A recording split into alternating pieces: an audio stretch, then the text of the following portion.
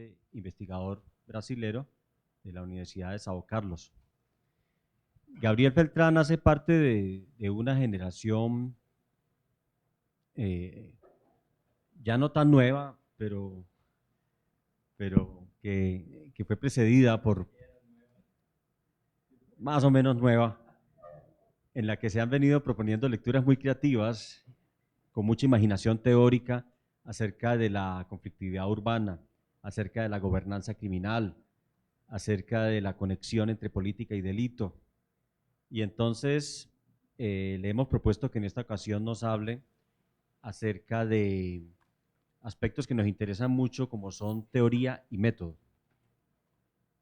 La conferencia que hoy nos propone el profesor Beltrán es Estudiar el mundo del crimen, una perspectiva etnográfica, donde con base en sus propias investigaciones y su propia lectura teórica de estos datos, nos va a hablar sobre cómo se investiga hoy en día en estos campos. Entonces, sin más preámbulo, les dejo con el profesor Beltrán. Bueno, gracias. La primera cosa a decir es que voy a hablar en portuñol y perdón por eso. Y quería agradecer mucho a Jorge por la invitación. Es un gusto de verdad estar acá. Intenté llegar el último año, pero no tenía vacuna de fiebre amarilla y no me dejaron.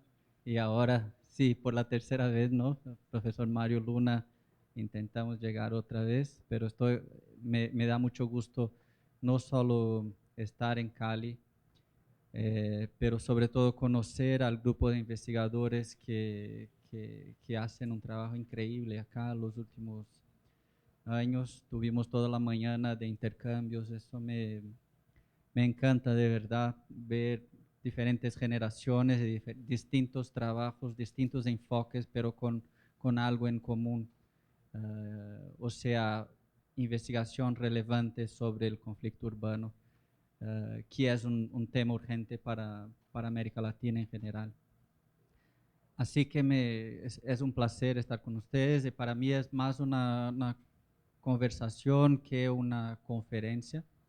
Yo espero hablar como 30 minutos, 35 minutos máximo, para que tengamos tiempo para charlar un poco, ¿no? Bueno, yo preparé mi presentación en tres partes.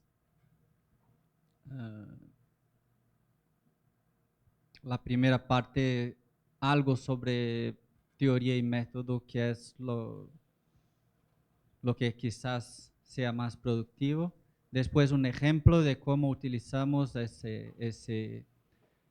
la teoría y el método de manera como inductiva para pensar un proceso social más amplio, o sea, salir del territorio estudiado y llegar a un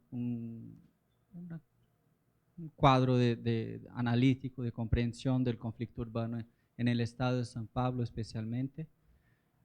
Y el tercer momento es un momento de una investigación que está en curso ahora, pero no solo mía, pero con 10 investigadores involucrados, haciendo investigación etnográfica también, pero con una escala de reflexiones mucho más amplia, saliendo del contexto brasileño, intentando pensar un mercado transnacional que involucra autos, carros robados y drogas. Así que yo intentaré salir de cosas muy pequeñas y llegar a un cuadro para reflexionar sobre cosas que no son solamente brasileños o ni siquiera solamente latinoamericanas, pero que seguramente nos involucran de una manera muy específica, ya que hablamos siempre de cosas que circulan todo el mundo, por ejemplo, cocaína,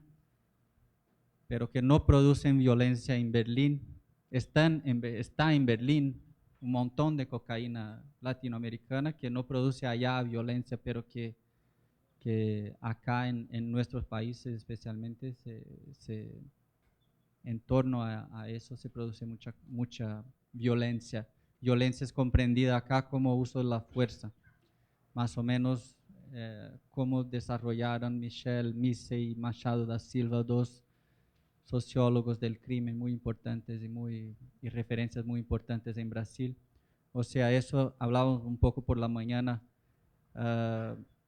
No vamos a pensar violencia como un concepto analítico, sino como un concepto descriptivo muy pequeño. Violencia es igual a uso de la fuerza, ¿ok? Cuando yo hablo de la violencia, no voy a hablar de la violencia como proceso social o como representación más amplia de un montón de problemas y de conflictos urbanos, sino muy estrictamente como uso de la fuerza, ¿ok? Y para los otros procesos vamos a utilizar otros conceptos, ¿ok? Bueno, la historia de mi investigación es una historia yo llegué a los temas de estudiar violencia por otros caminos, ¿no? Yo estudiaba política, relaciones de poder, especialmente movimientos sociales y disputas políticas en las periferias, en las favelas de San Pablo. Yo hacía investigación sobre la política, yo hacía una maestría en ciencia política, estudiando la situación de los movimientos sociales en favelas en San Pablo, pero todos los finales de semana, en todas las entrevistas, en todas las discusiones políticas, el tema del conflicto urbano, el tema del tráfico de drogas, el tema de la cárcel, el tema de homicidios estaba muy presente. Y en un momento específico, yo me quedé con una cuestión que era, mira, si a la gente falta casa, vivienda, la gente hace un movimiento de vivienda, una lucha por vivienda. Si no tienen salud, hay un movimiento de salud en las periferias de San Pablo, hay un movimiento de educación, de alfabetización, etcétera, pero la gente veía a sus hijos siendo asesinados y los niveles de homicidio en San Pablo a fines de los 90 eran muy altos y no había un movimiento social, yo no veía un movimiento social en contra de los homicidios de jóvenes en San Pablo. Eso fue mi cuestión de investigación para empezar, ¿no? Era ¿por qué no hay un movimiento alrededor de un movimiento social alrededor de los homicidios de jóvenes al fines de los 90 en San Pablo? Y bueno, hice toda una preparación, he leído muchas cosas sobre movimientos sociales, movimientos de derechos humanos, movimientos contra la violencia, de pacificación de territorios, etc. O por la paz. Y yo perdón que se me olvidó tu... Gildardo. Exactamente de la misma manera empecé a pensar que con relación a los homicidios había mucho a comprender. Y yo en 2003-2004 llegué a las favelas donde trabajé los fines de los 80, pero con otra cuestión que no tenía que ver con movimientos sociales, sino con la idea de por qué no había movimientos sociales alrededor de los homicidios que eran muy altos a los fines de los 90 en San Pablo. Y cuando llegué y dije a la gente de las asociaciones, de los grupos que conocía y a las familias también que conocía, que iba a investigar homicidios, la gente dice, pero tienes que ir a otras favelas, no acá, porque acá ya no hay más, ya no tenemos más muertos, acá ya no pasa más. Después de 2003, de la Navidad de 2003, ya no hay más homicidios. Pero allá en otra favela sí hay. Allá todavía no hay ley, allá todavía no hay orden, allá todavía no hay una regla, allá todavía no hay un conjunto de enunciados, ¿no? Que me decían constantemente que era paz, la bandera blanca, o eran muchas maneras que me llegaban eso, pero decía, allá se puede matar, pero acá no se puede más matar. ¿Por qué? Porque ahora hay que pedir aval, hay que hablar con la gente antes de matar. Había muchas maneras que la gente me decía que la cosa había cambiado, que la regla de la vida cotidiana y la regulación de la violencia en la vida cotidiana había cambiado en la favela. Y nadie hablaba de PCC, la gente hablaba de cosas mucho más generales. Antes era así, pero ahora no es más así, ¿no? Y yo empecé entonces a decir, bueno, algo pasó, no había un movimiento social, pero sí se acabó el homicidio en esa favela, en ese sitio específico, pero en los otros sí hay. Y bueno, eso se quedó para mí la cuestión. ¿Qué pasó? Que había tantos homicidios, tanta gente joven que se moría y después de como de un paso mágico, en un año ya no había nada. Y eso fue impresionante, de hecho, porque fue muy rápido, el cambio fue muy rápido con relación a homicidios. Yo dije, bueno, ¿cómo no hay un movimiento, pero hay resultados tan importantes? ¿De qué es eso que la gente dice de debates? Me decían mucho de debates. No, ahora hay que haber debates. No hay resolución violenta así, no se puede más hacer como antes. Antes se mataba por nada, antes se mataba por 5 reales.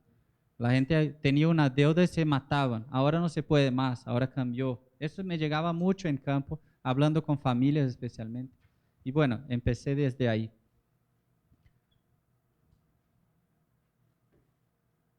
El método, por lo tanto, fue la cosa más básica de quedarse mucho tiempo, quedarse bastante tiempo con la gente en la vida cotidiana.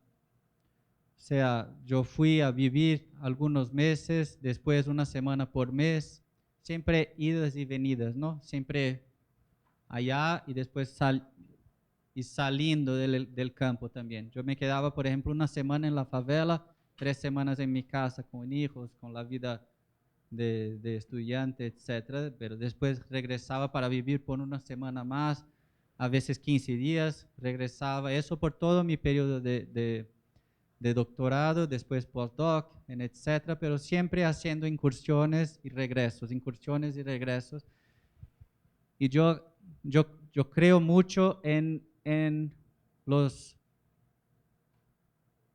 decimos, reencontros en portugués, cuando se encuentra alguien de nuevo. Eso siempre sube el nivel de conocimiento común y muchas veces de confianza, etc.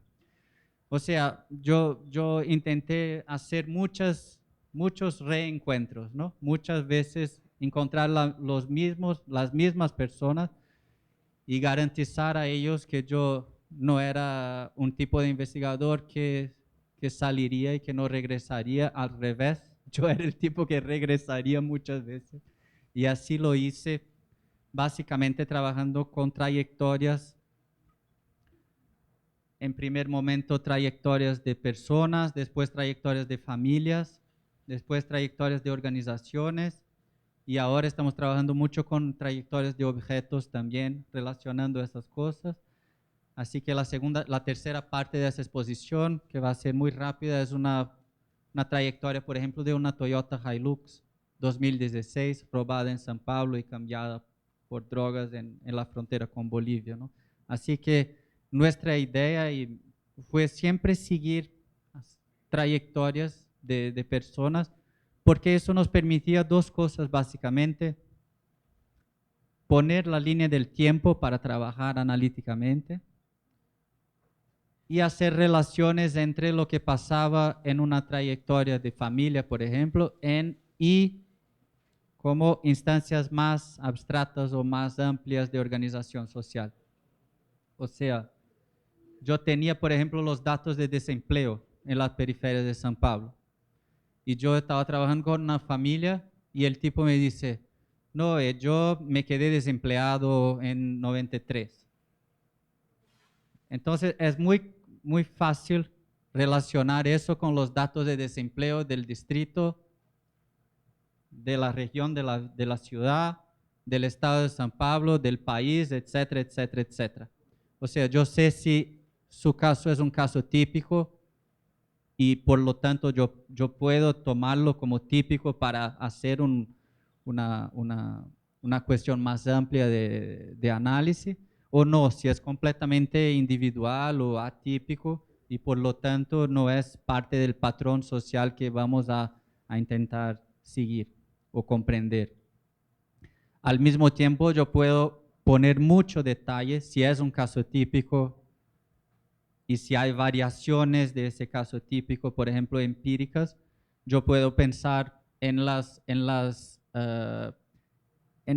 poner mucho detalle en esos patrones sociales o esos padrones, ¿eh? Patrones. Yo nunca sé por qué en portugués es padrón. Y patrón para nosotros es otra cosa, que es el jefe. Pero así poner detalle empírico en algo que es más analítico, en categorías más amplias, por ejemplo, mercado laboral, cambios en el mercado laboral. Podemos poner carne y hueso en eso con historias muy cotidianas. Al mismo tiempo podemos de esas historias cotidianas discutir los patrones más amplios de organización social, ¿no? Así que básicamente nuestras entrevistas eran, yo digo nuestras porque yo ya trabajaba con otras personas, especialmente Ana Paula Galdeano y otros investigadores de campo en la misma región. Y bueno, platicábamos mucho sobre eso y las entrevistas eran básicamente pedir narrativas. O sea, nuestro tipo de preguntas no eran preguntas, ¿qué piensas sobre eso? ¿Qué piensas sobre los homicidios de jóvenes? Pero sí era una entrevista de cuéntame tus historias. Y normalmente en Brasil, no sé acá en Colombia, pero normalmente en las zonas populares, en San Pablo, en Río, en otras partes, son por las narrativas que la gente analiza. Por ejemplo, yo pregunto a un tipo, ¿qué significa tener una arma, una pistola acá en la favela? Es el tipo de pregunta que yo no hice después de un tiempo, pero empecé por ellas, que son las preguntas de periodista, ¿no? ¿Qué significa? ¿Qué piensas? ¿Cómo se sientes? Y el tipo me decía, mira, yo estaba en la calle otro día, un tipo me pasó y me esbajó en mí. Yo dije, oh, ¿qué pasa? Y el tipo puso su mano en la cintura y yo me quedé quieto en mi. Así la gente me respondía el significado de tener una arma o no en las periferias en los 90, por ejemplo. Entonces eran siempre respuestas por narrativas, nunca respuestas abstractas. No, el significado del arma es que la masculinidad hegemónica se manifiesta por la violencia, etc. No, eran siempre narrativas muy cotidianas que tenían el sentido analítico que yo pedía. Yo pedía como un. Entonces cuéntame las historias y yo voy a hacer el opuesto, ¿no? Por las historias extraer categorías de análisis o cosas más amplias y después devolverlas como historias y como conceptos para ver si tiene sentido, etc. Entonces así fue básicamente eso, una cosa, pedir narrativas y no interpretaciones abstractas. Y la segunda cosa para nosotros muy importante era tener datas, fechas muy precisas. O sea, ser el tipo de investigador que trabaja con otros marcadores que normalmente no son marcadores que la gente se utiliza para hablar de sus vidas, ¿no? Por ejemplo, las historias de vida de mujeres eran muy marcadas por casamiento, hijos, etc. Y yo preguntaba, ¿cuándo fue eso? Ah, mi hijo tenía 2, 3 años, entonces fue más o menos ahí. ¿Cuándo pasó eso? Para los hombres era muy laboral la marcación del tiempo, ¿no? Yo trabajaba en esa fábrica todavía, entonces fue más o menos eso. Yo no me acuerdo. Yo preguntaba sobre el trabajo del momento, etcétera, para poder tener esas cronologías más claras y también los espacios, ¿no? También, ¿dónde exactamente? Lá no Grimaldi. Esa cosa del espacio para mí es muy difícil, pero eso intenté también poner en el mapa todas las trayectorias y intentar comprender las modificaciones espaciales, urbanas, etcétera. Pero siempre, siempre intentando trabajar sobre los homicidios como nodo de organización social, porque todo que leía me llevaba para eso. O sea, yo venía de la política, ¿no? La violencia es como la reivindicación de violencia está en la base de toda la orden estatal y las otras órdenes masculinas, etcétera, que se multiplicaban en las periferias. Entonces, eso fue el trabajo de campo básicamente. Ponerme en contacto con la gente muchas veces, con las mismas personas, muchas veces con las mismas personas, salir del discurso, de la entrevista, que normalmente yo empezaba con entrevistas, pero después salir de las entrevistas para convivialidad cotidiana, para más observación y registro en diario de campo, en nota de campo. Preguntar por narrativas, pedir narrativas y poner fechas y espacios en esas narrativas, ¿no? Eso fue el básico y para mí lo más importante del trabajo de campo fue.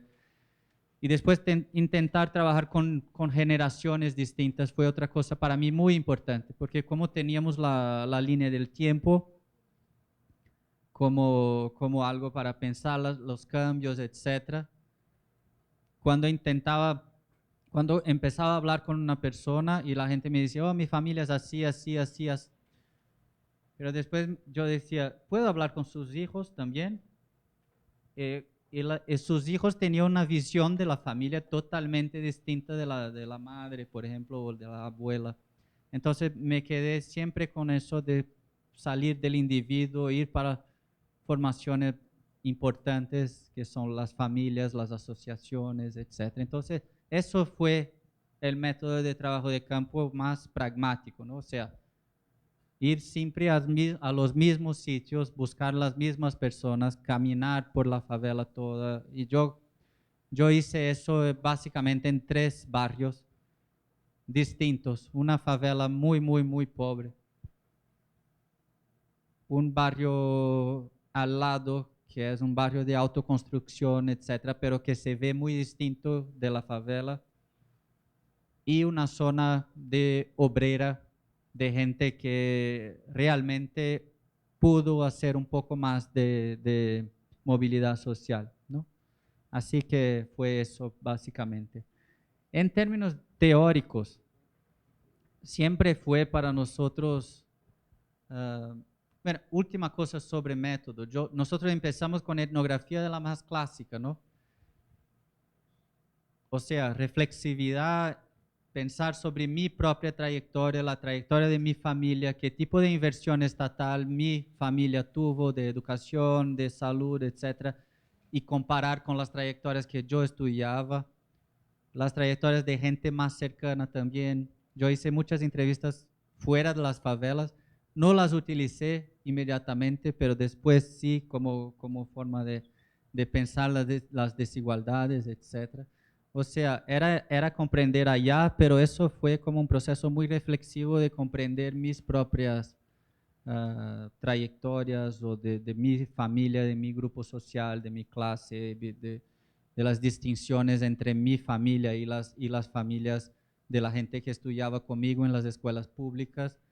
Y cuando cambié a una universidad o una escuela secundaria privada, las distinciones, los conflictos, etc. Un proceso muy reflexivo también, que fue muy importante o es muy importante para tratar de relaciones más que de objetos, ¿no? O sea, cada vez más eso hablábamos por la mañana también, ¿no?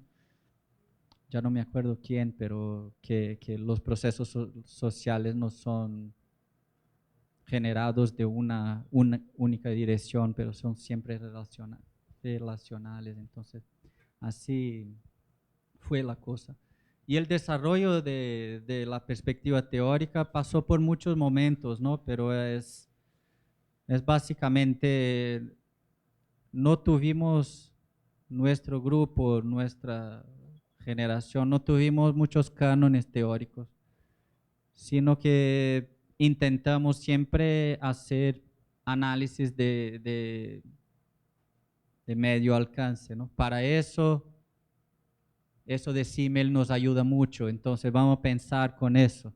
Para eso, para ese tipo de cosas, la idea de Bourdieu, de espacio social, físico y categorías mentales nos ayuda, entonces a pensar territorio con eso, pero sin mucha preocupación con la coherencia en alto nivel de abstracción, pero siempre con una idea más de fenomenología y de teorías de la acción, ¿no? O sea, teoría etnográfica, el estudio de categorías nativas, las teorías nativas, etcétera, con antropología, pero también todas las teorías más inductivas, individualismo metodológico, la idea de asociación de Simmel, que fue para mí donde más me quedé por muchos años, pero hay mucha gente en la red que tiene otras perspectivas, pero para mí fue como un momento de el pragmatismo americano. Yo estudié en Francia, entonces eso estaba muy de moda en ese momento.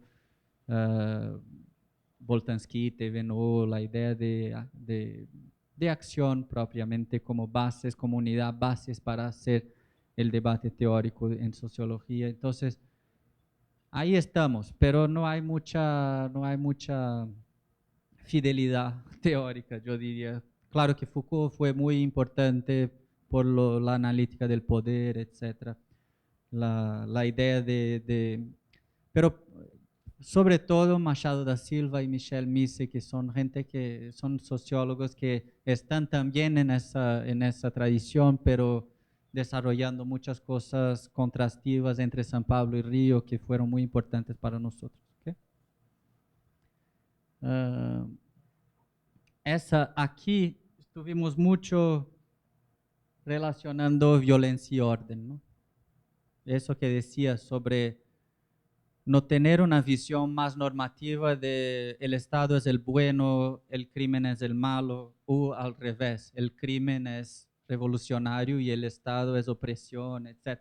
Siempre intentando comprender los fenómenos más en sus sentidos, en sus efectos más prácticos, más fenomenológicos, más pragmáticos, ¿no?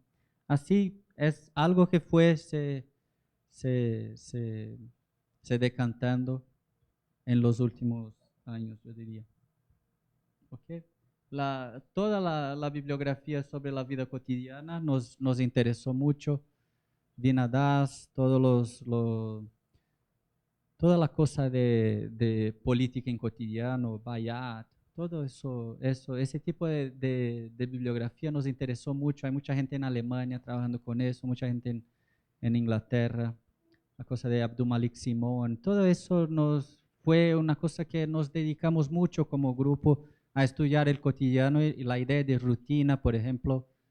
Entonces, bueno, si estamos en una teoría de la acción, no podemos hablar de estructuras si no sea estructura dentro de la acción, ¿no? En el curso de la acción, o sea, la rutinización, la plausibilidad, la conformación de las cosas que son plausibles de se decir o de hacer, todo eso para nosotros tiene que ver con estructura y ahí trabajamos mucho.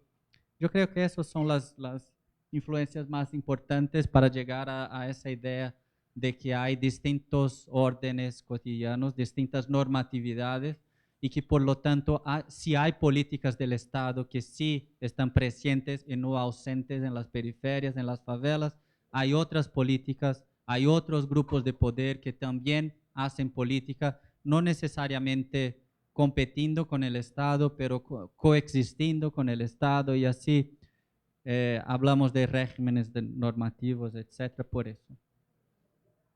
Bueno, no voy a hablar de eso, pero son contextos de transformaciones en las periferias de San Pablo, especialmente migración, trabajo, familia, religión, infraestructura, la representación pública más general, violencia. La idea de esa tabla después les puedo enviar, pero es decir que todo cambió, todo ha cambiado en términos de contenido, pero son las mismas categorías básicas que todavía significan la vida en las periferias, pero tengo que pasar más rápido.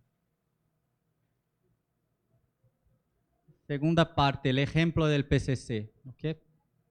El PCC es un grupo criminal muy específico que empezó en San Pablo, y la idea de esa tabla es solamente decir que si hay regímenes, hay acciones políticas de los...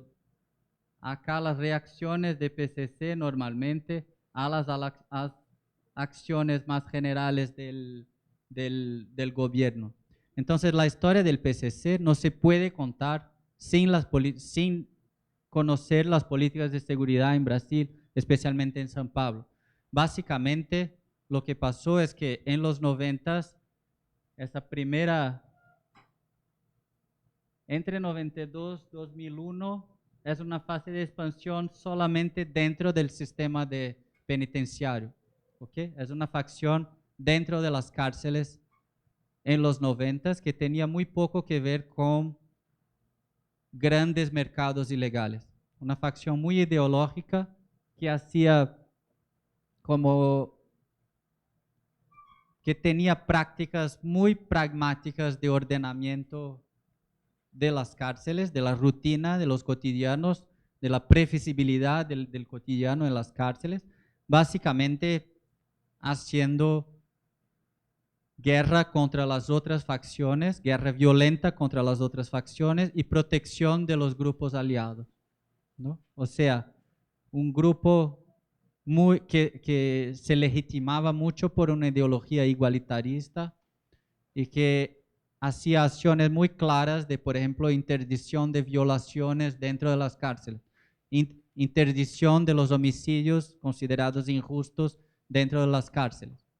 O sea, producir orden, producir plausibilidad en los cotidianos, básicamente por un mecanismo que poco a poco se insertó allá, que es un mecanismo de justicia, que es una justicia que se llama debate, ¿no? Era de eso que la gente me hablaba, ¿no?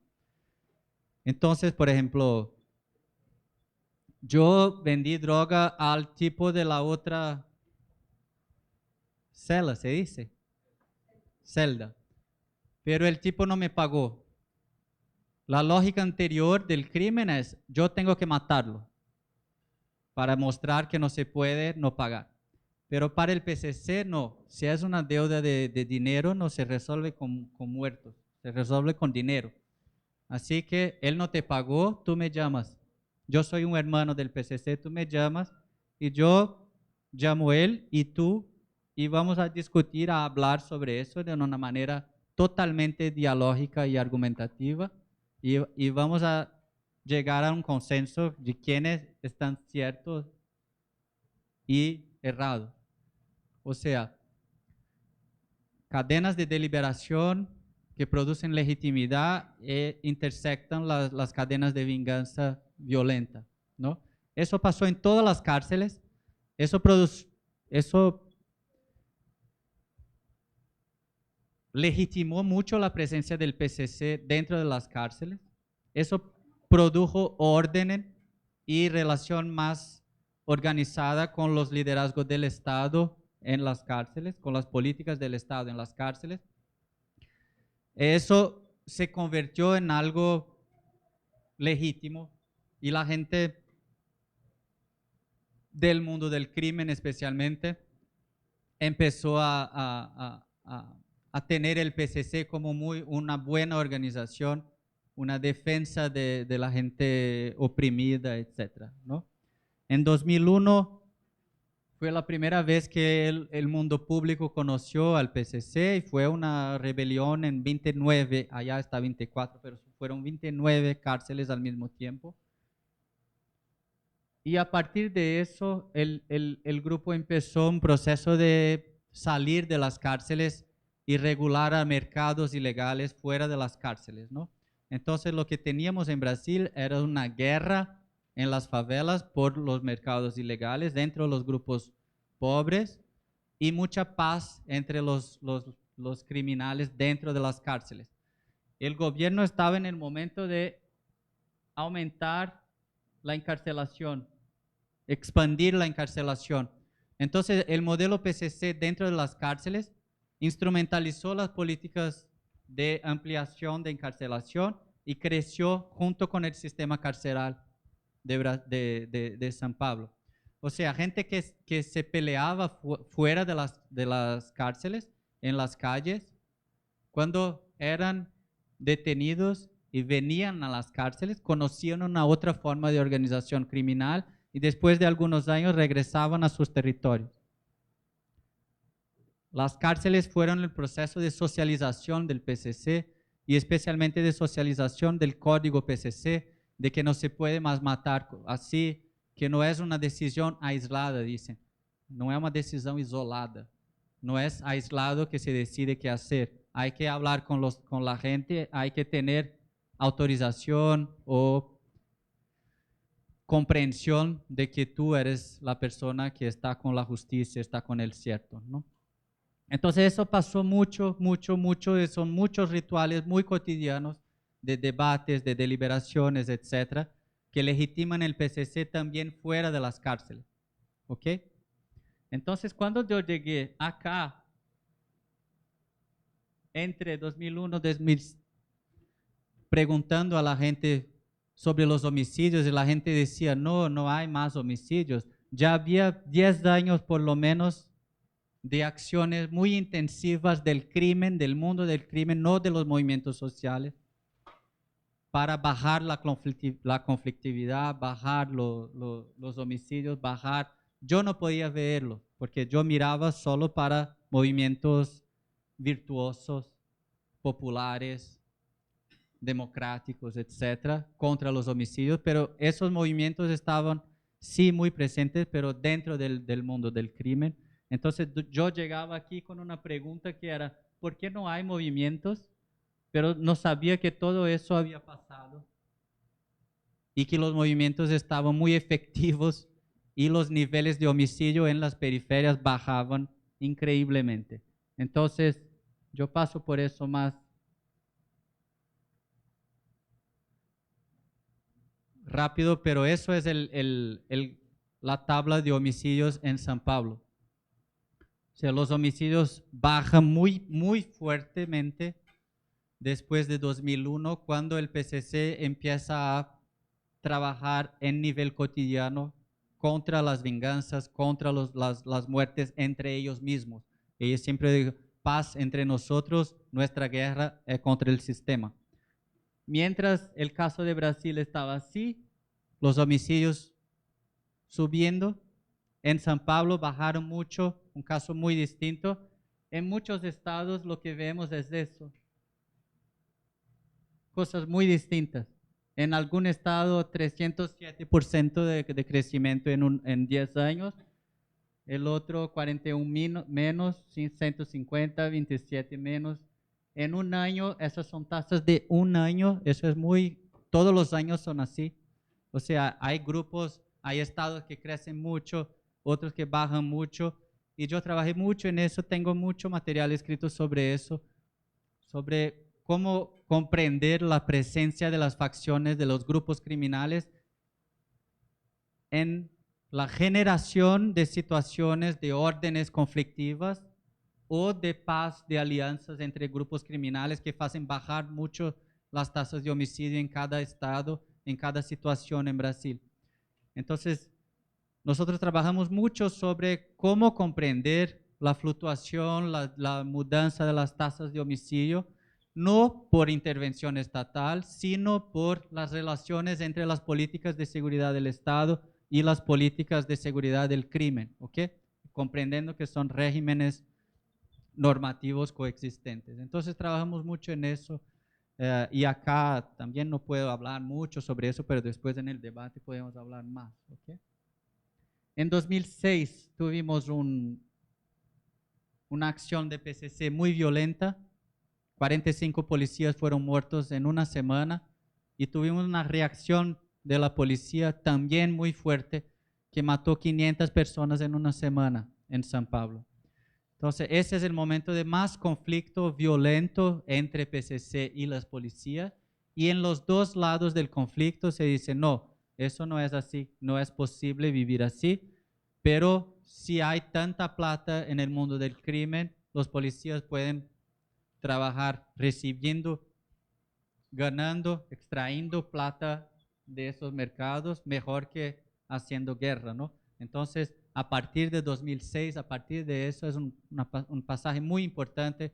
Los mercados pasan a ser cada vez más importantes. La gente empieza a hablar mucho sobre dinero, mucho más sobre dinero do que antes.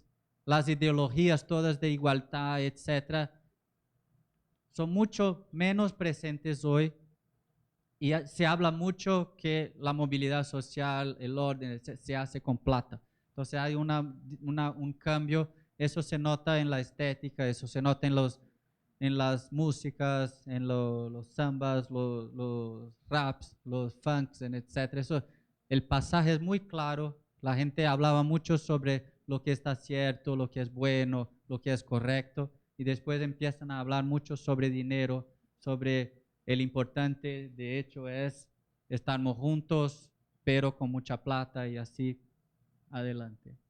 ¿Ok? Entonces se crea sobre todo un modelo de sociedad secreta en el PCC. El PCC deja de ser una pirámide y trabaja como una masonería del crimen. O sea, gente que es propietaria de un punto de venta de drogas, gente que trabaja con robo a banco, gente que trabaja con autos robados, etcétera, se asocian en igualdad con independencia económica. O sea, no hay extorsión o pagamento de una parte de los lucros, de las ganancias, pero sí hay como un compromiso entre criminales de ayudarse mutuamente. Solo eso es el PCC en un momento. Eso hace con que la expansión del PCC sea muy distinta de las expansiones militares que estamos acostumbrados en Río, en otras partes, ¿no? O sea, si una banda criminal decide se expandir en Río y tiene control territorial aquí, hay que ganar por medio de la guerra el espacio del otro. Para el PCC no es necesario, hay que hacer una alianza con el otro y decir, yo no quiero tu dinero, pero sí quiero trabajar junto contigo, yo te ofrezco protección, entonces quita las armas de tus niños y nosotros somos la protección, la justicia y tú puedes contar con nosotros y trabajamos juntos.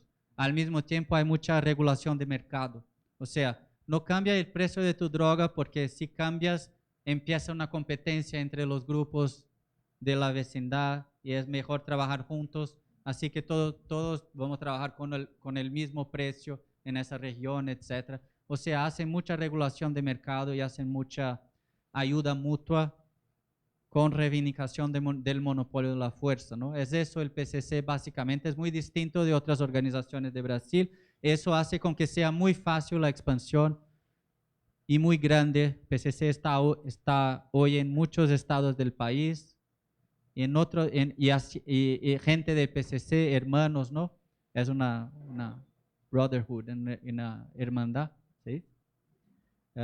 Entonces es muy distinto de los otros grupos. No hay control territorial, la policía entra y sale, el tráfico se hace sin armas, no hay armas ostensivamente, pues las armas están muy controladas.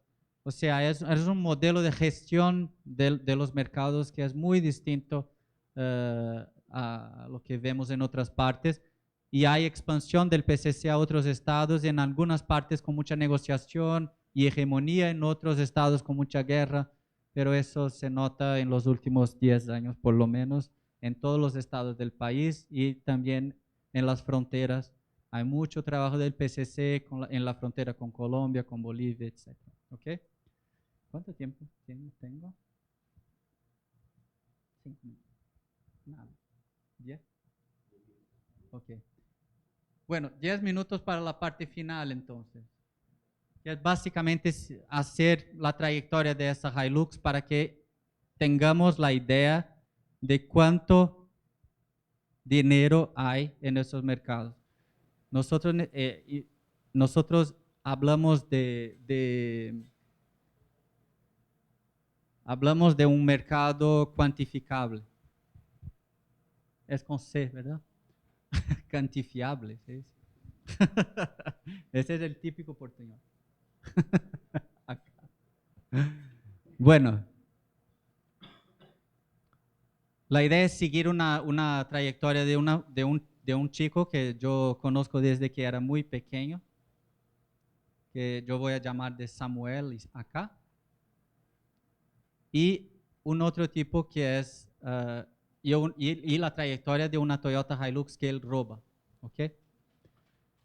Yo vengo trabajando con su familia hace muchos años, hace 15 años ahora. Entonces yo lo conocí cuando tenía 4 o 5 años y ahora tiene 20. Es un tipo que vive en una familia de criminales, pero su madre es muy trabajadora y era totalmente contra la inserción de su hijo en redes criminales, ¿no? Pero cuando él tenía 15 años empezó a trabajar con un tío y a hacer básicamente robo de motos y después tráfico de drogas también. Y un día especialmente yo estuve con él bastante tiempo y me contó de un robo que acabara de hacer de una Toyota Hilux, ¿ok? Acá son características más generales del mercado. Pero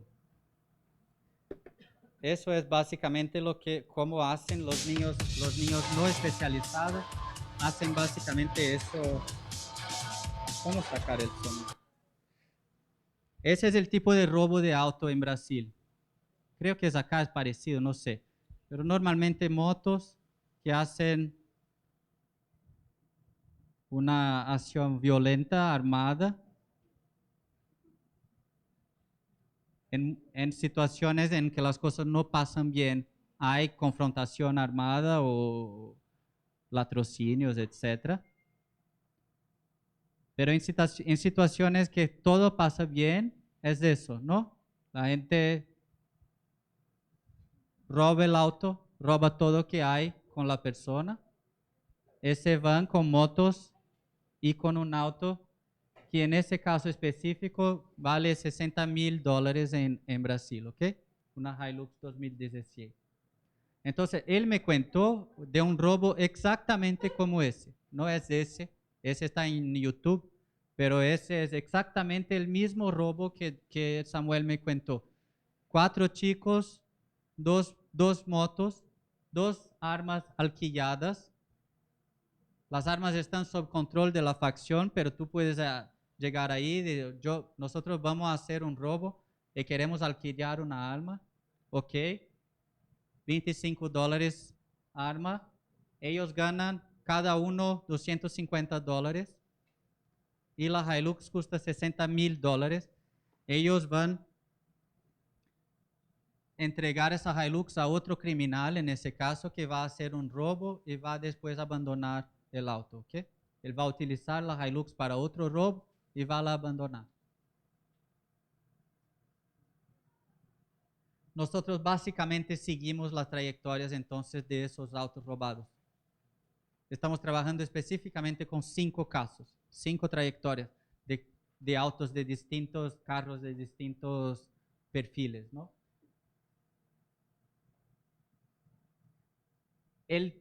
Samuel, después de robar el auto, él va directamente a un shopping mall. Yo fui con él. ¿Sí? Esa foto es de internet, pero era exactamente el día siguiente. Él va y él consume todo su dinero que ganó, los $250, en unas gafas de sol de Oakley en sándwiches de Subway y McDonald's para el helado.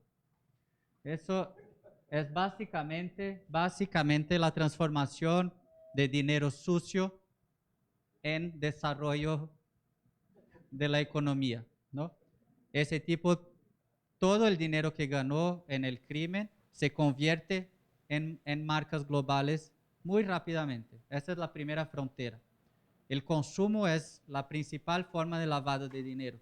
En San Pablo, las comisiones del tráfico de drogas, los niños más bajos del tráfico, ganan de 20 a 40% del valor. O sea, se vende un pino de cocaína por 20 y te vas a ganar 5 a 8 reales por pino. Es mucho, es demasiado, es mucho más que el comercio normal. Entonces, en nuestra investigación nos dimos cuenta que sabíamos mucho sobre la política del PCC, las relaciones de poder, pero muy poco sobre cómo funciona la economía. Entonces intentamos ahora más comprender cómo funciona, pero también cuánto cuesta cuánto vale en cada situación, ¿no? Eso quiere decir básicamente que 20 a 40% del dinero del tráfico de drogas en Brasil va rápidamente para los niveles más bajos del mercado. Y como ustedes saben, esos niños no van a hacer inversiones para el futuro, ¿no? Ellos van directamente al shopping mall y consumen. Entonces, 20 a 40% de las economías de la droga en Brasil, por lo menos en San Pablo, van directamente a los shopping mall y hacen pagos de impuestos, porque en Brasil se trabaja mucho con impuestos en consumo, que es la manera más desigual de hacer impuestos, pero hay generación de fondos al gobierno, hay generación de fondos a las grandes marcas, a los pequeños, etcétera, etcétera. ¿Okay? Así que eso es la primera conexión. Pero la Hilux, ahora seguimos a Samuel un poquito, pero la Hilux es abandonada después del crimen, ¿no?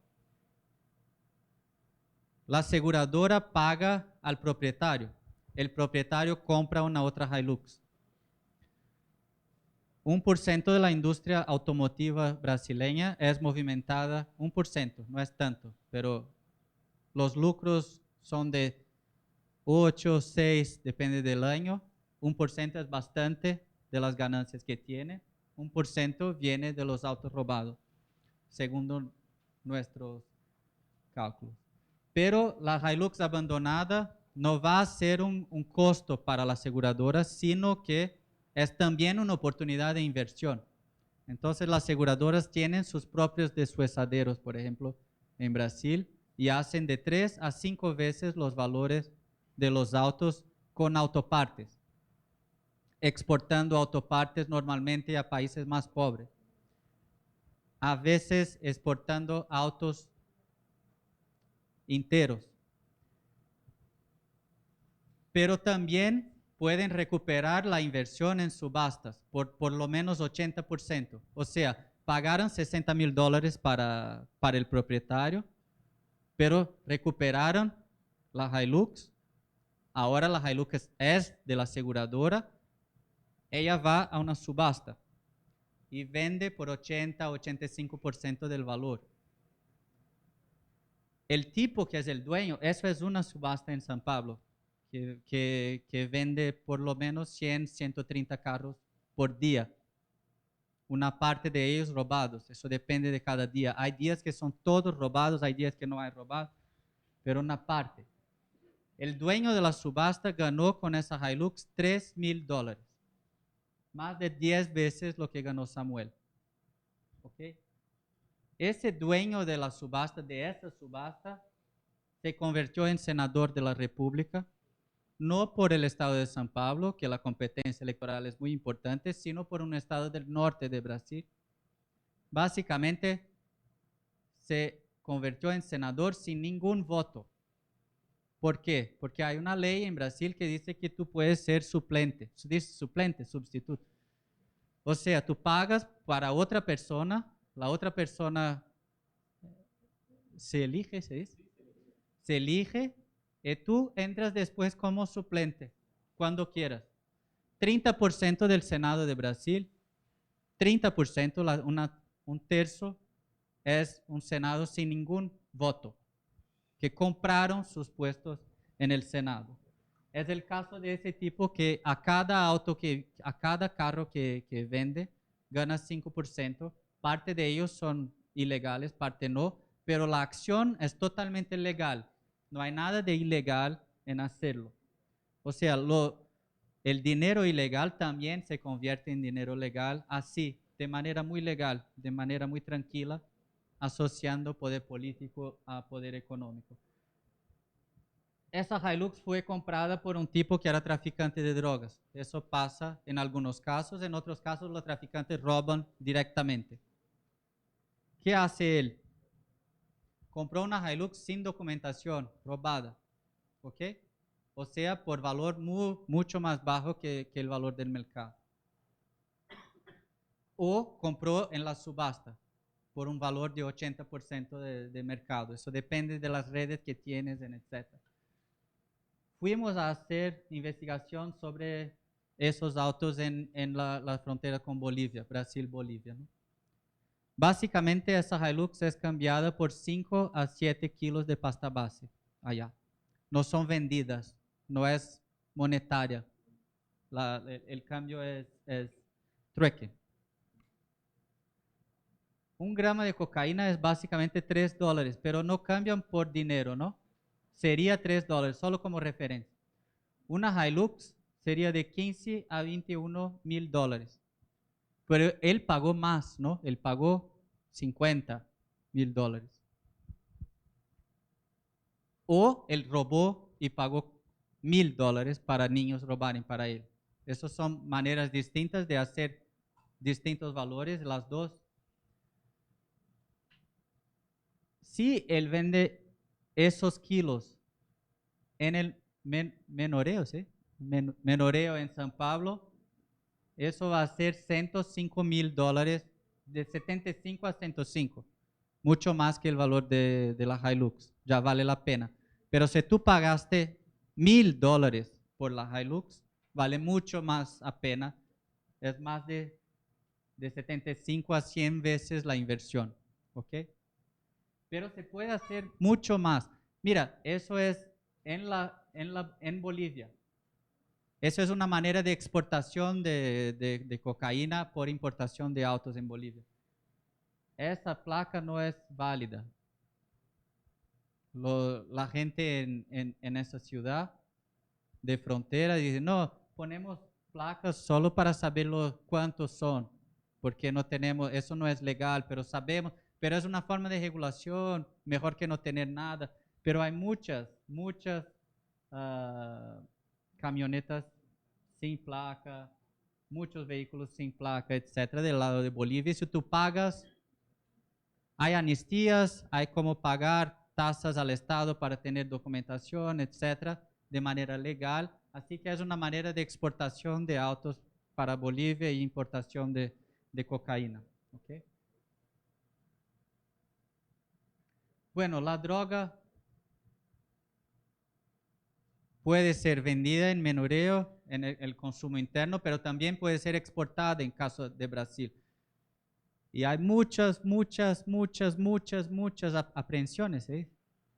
Aprehensiones de droga cada vez más grandes en los últimos años, sobre todo en esas redes de facciones más consolidadas.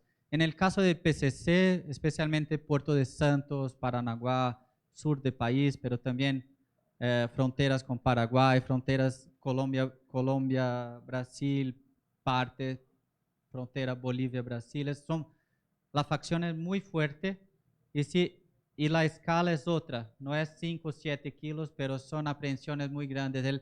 El mes pasado tuvimos el récord en Río de 8 toneladas de cocaína en un aeropuerto. O sea, eso va por redes criminales normalmente a Europa, por muchas rutas distintas.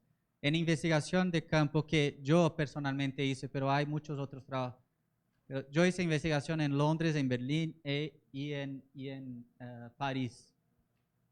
Los precios son más o menos los mismos. Si un grama era $3 en la frontera Brasil-Bolivia, acá en Menoreo también $100. O sea, una Hilux de 500 a 700 mil dólares potenciales. ¿Ok?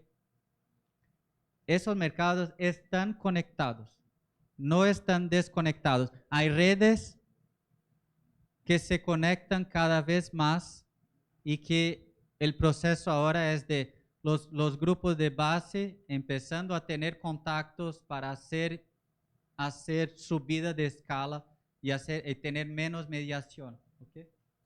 Entonces la Hilux que valía 60 y que fue obtenida por 1,000, potencialmente en términos macroeconómicos, va a generar para la economía global 500 a 700 mil reales. En Brasil, solo en Brasil, 500 mil carros por año son robados. 500 mil. O sea, esa es una manera que estamos intentando para hacer estimativas del valor, de la grandeza, del orden de grandeza de los mercados ilegales. En términos de política de seguridad, y con eso termino, lo que vemos en Europa es muy interesante porque los mercados están allá. Hay mucho robo de autos en Europa también, yo no sabía. Yo hice bastante investigación sobre eso. Hay mucho robo de autos, hay muchos reportes de Interpol, etcétera, sobre eso. Francia, Inglaterra, Alemania, donde yo estuve. Pero no hay violencia. Hay mucha droga, hay mucho tráfico de droga, pero sin violencia. Totalmente sin violencia. Sin armas totalmente y prácticamente sin violencia. Lo que pensamos nosotros, eso está para discusión, es que la intervención estatal tiene todo que ver con generación de violencia. O sea, en Europa, en ninguno de esos países donde los mercados son muy importantes, y las ganancias son enormes, no hay violencia asociada a esos mercados, básicamente porque no hay represión a la base, a los pequeños operadores de esos mercados. Yo estudié específicamente ese caso de Görlitzer Park, de Berlín, y no hay, y eso es muy consciente por parte de las fuerzas de seguridad, no hay represión a la base porque dicen, yo voy a quitar ese niño y ponerlo en la cárcel, y el otro día hay otro trabajando y tenemos uno en la cárcel y otro, así multiplicamos el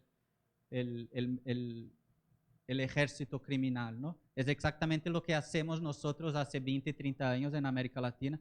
En San Pablo teníamos 40,000 presos en el principio de los 90, ahora tenemos 250,000, con más de 1 millón de ex presidiarios, como decimos.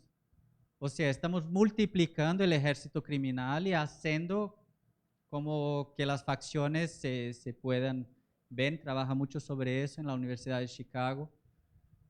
Las prisiones como posibilidad de horizontalización y expansión de las facciones criminales, los grupos criminales de especialización, cambios de know-how entre ellos, etc.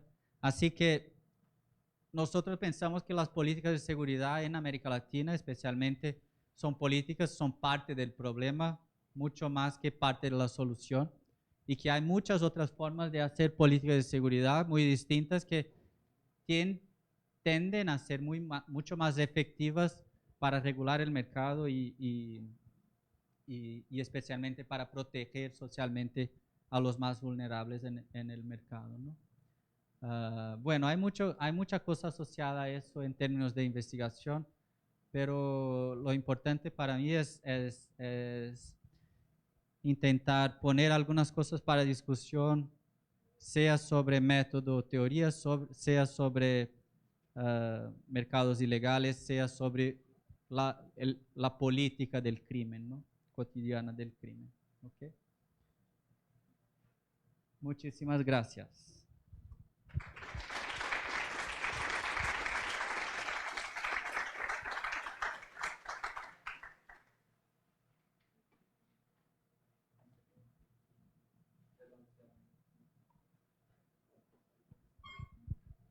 Bueno, ahora damos un espacio para intercambios, para preguntas, para sostener una conversación aquí con el profesor Beltrán.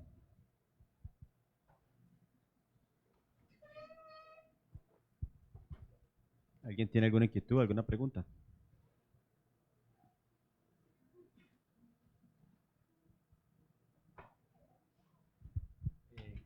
Gracias, Jorge. Gabriel, dos cosas, una más de la parte metodológica y otra de la parte ya sustantiva que hablas del PCC. La primera,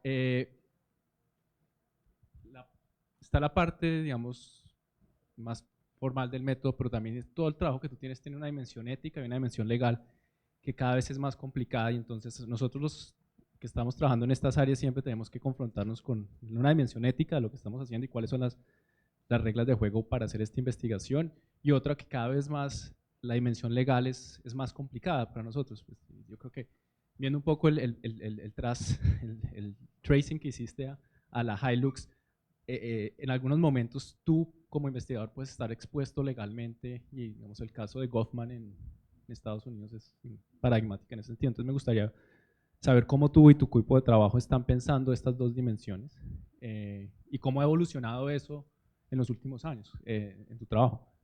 Y la segunda es ya el PCC, ya como conoces el PCC, esta estructura, como tú hablas, de más de una hermandad o de una red, una cofradía, por así decirlo, que una estructura jerárquica. ¿Qué impacto tiene cuando el PCC se expande también más allá del sistema prisional de Sao Paulo y empieza a llegar a otras regiones donde antes no existía? ¿Tiene eso un impacto sobre la forma como opera el PCC en, no sé, en el norte o en el nordeste? Y eso está afectando también la misma estructura del PCC en Sao Paulo. ¿Vemos ahí algún cambio organizacional por esta misma expansión, así sea en cierta medida pacífico?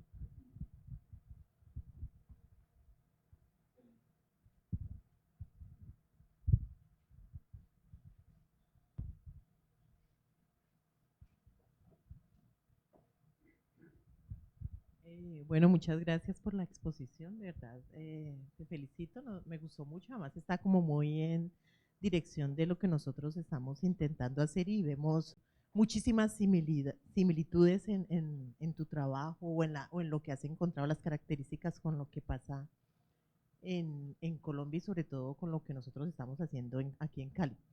Tenía una pregunta más como desde el punto de vista metodológico respecto a las trayectorias que hacen de los objetos, digamos, por ejemplo, en el caso de la Hilux, que lo muestras muy bien.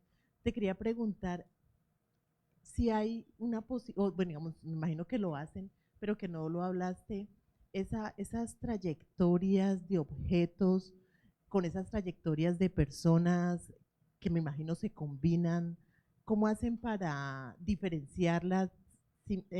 No sé si soy clara en la pregunta, en términos digamos, del objetivo, ¿no? Cuando vos analizas trayectorias, tenés unos objetivos específicos, cuando analizas la trayectoria del objeto, pues es diferente, ¿no? No, digamos, estás incorporando muchísimos actores ahí, entonces ahí hay como una un traslape más bien, como de trayectorias, y me gustaría ver cómo uno en qué momento las puede separar y en qué momento vuelven y se unen, ¿sí?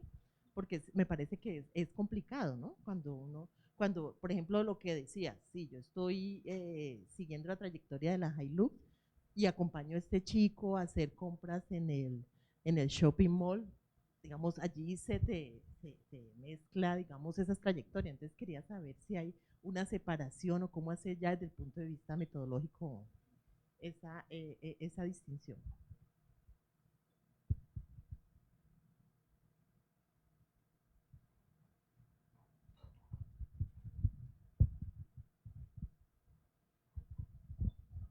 Primero, muchas gracias por la excelente exposición y trabajo. Una pregunta sobre la relación entre el PCC y la operación concreta de robos y el paso, digamos, a los mercados interconectados.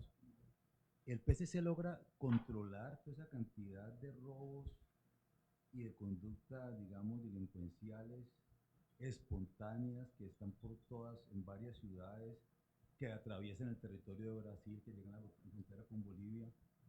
Y si lo hace, ¿cómo lo hace? Y me impresiona entonces la capacidad de organización, el impacto que puede tener sobre eso. Y además, lo más impresionante es que él logra hacer el control de la violencia que no logra hacer el Estado. Al contrario, el Estado promueve la violencia, de hecho. Entonces, el punto es cómo lo logra y cómo puede, digamos, interconectar esas dos cosas. Me parece algo realmente impresionante.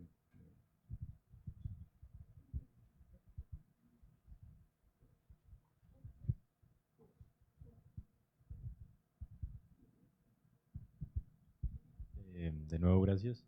Quería saber, yo desconocía el PCC por completo, entonces quería saber si me podrías hablar de él, de dónde viene, qué significa PCC y hasta qué punto el nivel del crimen organizado, porque me parecía muy extraño, la verdad me parecía muy extraño que un crimen fuera tan organizado, que, pues sí, me parece muy extraño. Y no sabría si eso tiene alguna relación con lo que diría Gabriel Tarde sobre si hay una relación entre lo que pasa en política y lo que pasa afuera del Estado. Bueno, no afuera del Estado, sino dentro de esa interacción o relación de las personas y que ejemplifican dentro del Estado.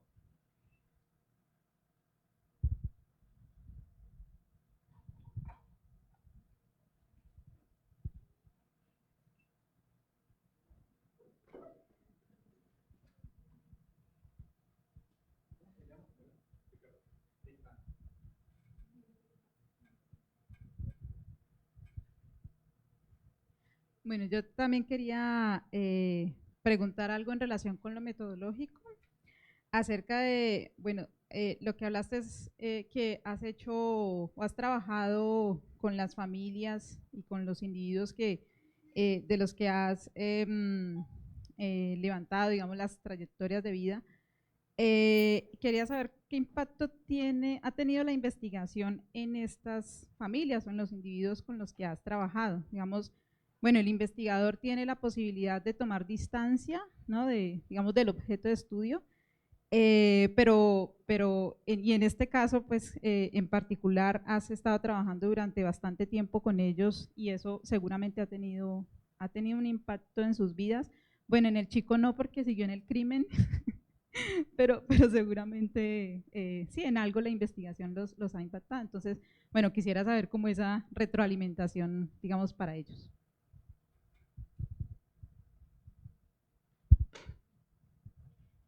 Bueno, buenas tardes. Yo quería hacer una pregunta y sobre todo me causó mucho impacto, digamos, las formas de regulación de los derechos de propiedad del PCC, porque, digamos, yo creo que en el mundo de la ilegalidad no hay unos mecanismos claramente definidos para regular o definir claramente los derechos de propiedad, las relaciones laborales, las relaciones contractuales, y en ese sentido la impresión que yo tengo, por lo menos por lo que he podido estudiar en Cali, es que esos derechos de propiedad se regulan de manera violenta. Finalmente, una relación contractual entre un jefe de una oficina de cobro y un sicario que hace mal su trabajo o no lo hace de la manera esperada, pues se regula también de manera violenta.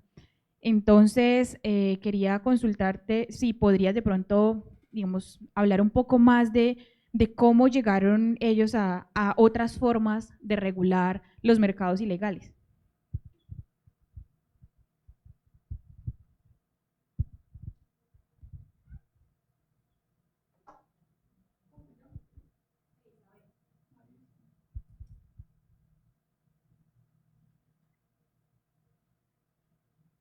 Bueno, Juan,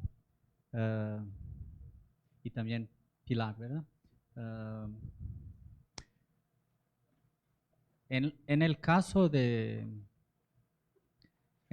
las personas y familias, nosotros hicimos como trayectorias reales, trayectorias que yo estaba con la gente observando o sabiendo qué pasó con un, con otro, etc. Así que son trayectorias de largo plazo, de de presencia, de copresencia, etc. Para las trayectorias, de eso no hablé porque se me olvidó, pero para las trayectorias de autos robados, lo que hicimos fue una reconstrucción analítica de las trayectorias. Entonces, no es el mismo auto,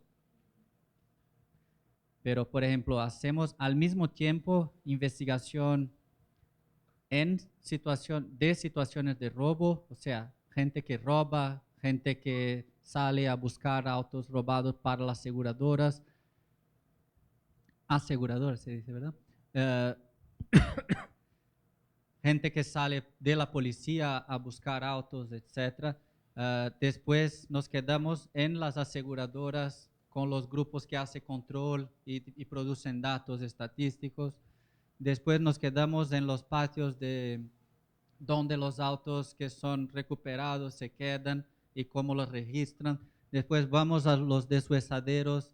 Entonces somos 10 personas trabajando en todos esos sitios al mismo tiempo y en un momento decimos, vamos a reconstruir una trayectoria de Hilux. Ok, vamos, entonces vamos a ver cuánto cuestan las autopartes de Hilux en ese deshuesadero legal, en ese ilegal, por internet, etcétera, etcétera. Un trabajo todo focado en reconstruir la trayectoria. Bueno, en ese sitio que estamos, en ese garage, ¿cómo se dice eso? De oficinas, de talleres de mecánicos, etcétera. ¿Hubo alguna Hilux acá en los últimos años? Sí, hubo esa. Ay, ¿cómo saber quién compró, quién vendió? Y después hablamos con esa persona. Y vamos a la frontera y decimos, ¿cuánto cuesta una Hilux aquí de ese tipo? Y una 2015, y una de 2014, y 2012, y etcétera, etcétera. O sea, fuimos reconstruyendo empíricamente. Y en la subasta, ¿hubo una lista de autos vendidos? ¿Hubo alguna Hilux? Yes. Acá una 2016, perfecto. ¿Cuánto costó empíricamente, etcétera? Pero fue una reconstrucción analítica, no es que seguimos la misma, ¿no? Eso, incluso hicimos algunas reconstrucciones, por ejemplo, sabemos que fue robada en ese barrio, en esa calle, y que fue encontrada en esa calle, como 30 kilómetros lejos. Nosotros fuimos de auto de ese punto al otro, como describiendo el camino, etcétera. Pero para intentar comprender qué tipo de condición urbana estamos hablando, qué tipo de gente, etc. Y sabemos los perfiles más típicos de criminales que son presos por robo de autos, etc. Entonces hacemos entrevistas con ellos también, etcétera, etcétera. Así que fue de hecho métodos, procedimientos muy distintos, pero la idea más general de seguir trayectorias en dos casos distintos. Entonces, así intentamos contornar los problemas legales de, por ejemplo, hacer un robo junto con la gente, como eso no hacemos, no lo hacemos por miedo sobre todo, porque son situaciones muy violentas. Y porque no es necesario también. Así esperamos no tener el problema de Alice Goffman en ese tipo de caso. Y la regulación ética que intentamos hacer es siempre intentar al máximo proteger nuestros interlocutores, los buenos y los malos, los grandes y los pequeños, etc.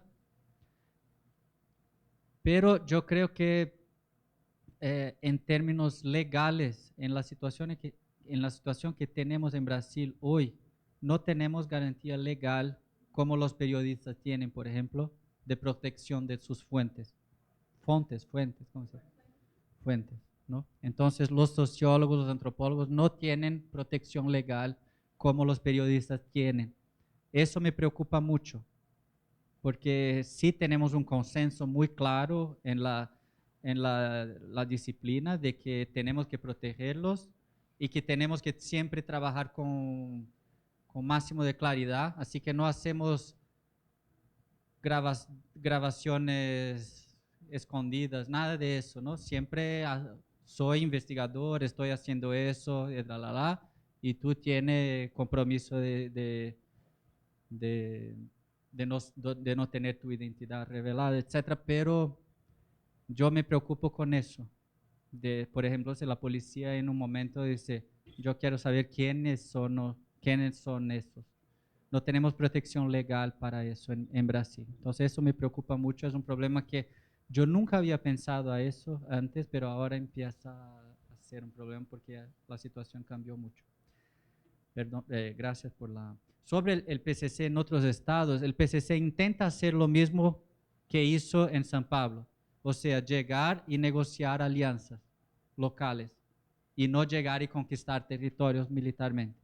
Siempre es la forma de expansión de PCC, a veces funciona, a veces no. Y cuando estaban en alianza con el CV, que es muy fuerte en otros estados también, prácticamente no hubo reacción fuerte porque los grupos locales o eran alianza de CV y por lo tanto de PCC, o eran de PCC y por lo tanto de CV. A partir de 2016, cuando PCC y CV se alejan, explotan situaciones muy violentas en todos los estados, por eso, como una reacomodación, es como una época de las guerras de los 90 en San Pablo, pero en otros estados. Así que lo que pensamos es que eso tende a o producir distinción territorial como en Río, ese estado, esa parte, esa ciudad de una facción, la otra de otra, esa parte de la ciudad de CV, la otra de PCC, la otra de un grupo local, o producir una hegemonía de tipo PCC que tuvimos en San Pablo, de regulación de mercados sin control territorial. Así, yo creo que uno de los dos caminos va a pasar y la guerra no va a continuar tan abierta como está hoy en algunos estados, ¿no?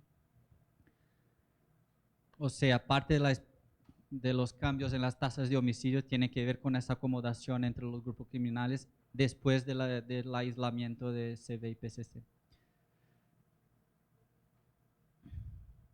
Pilar, sobre los objetivos de las trayectorias, para nosotros es muy importante también, como hacemos con las otras, ver lo que es típico y que no es típico.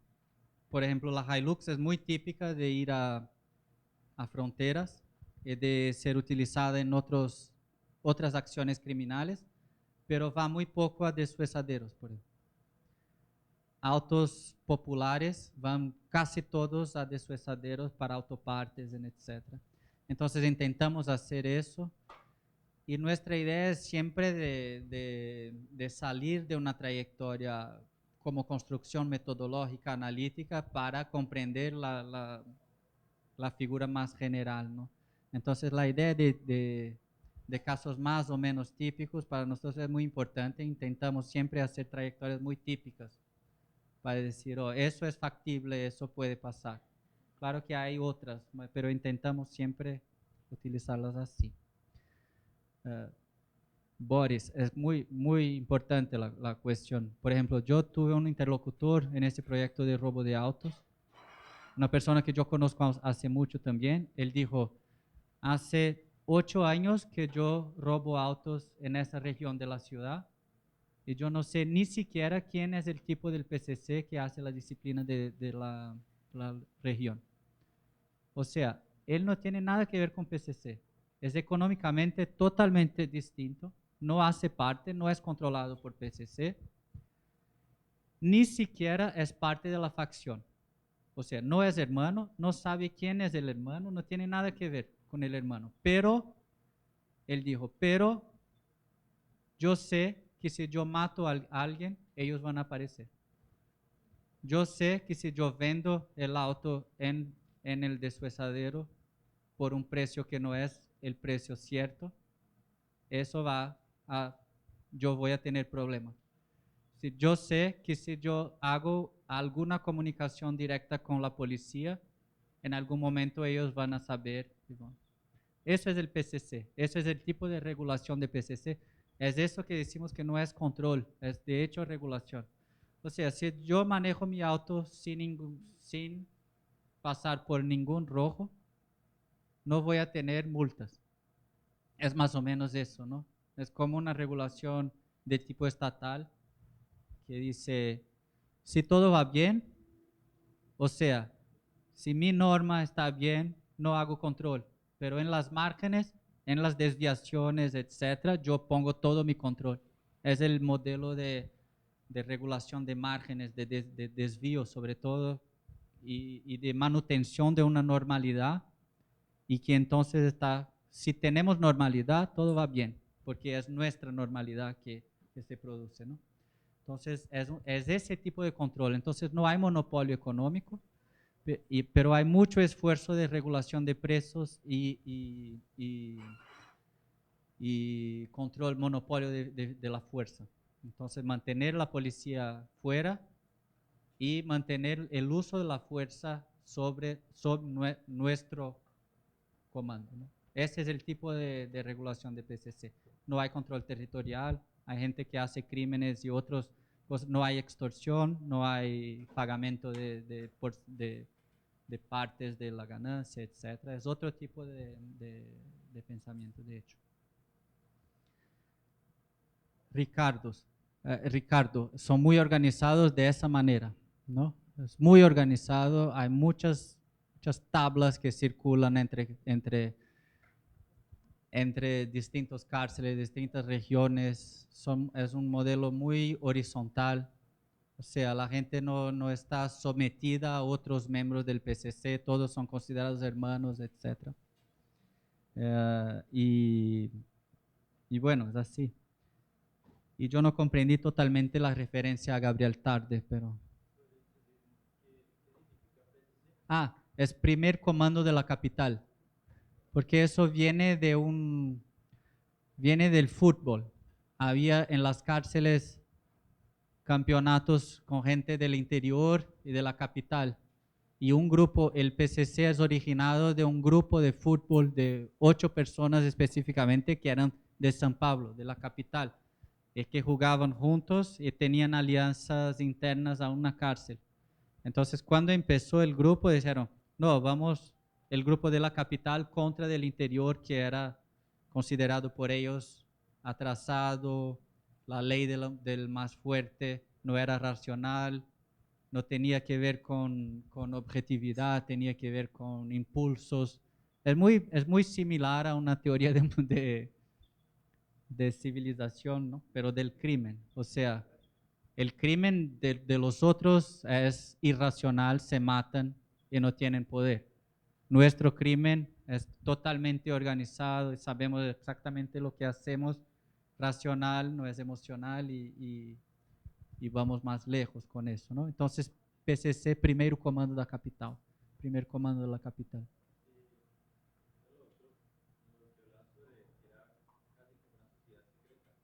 Es una sociedad secreta, exactamente, es el modelo. Sí. Mario.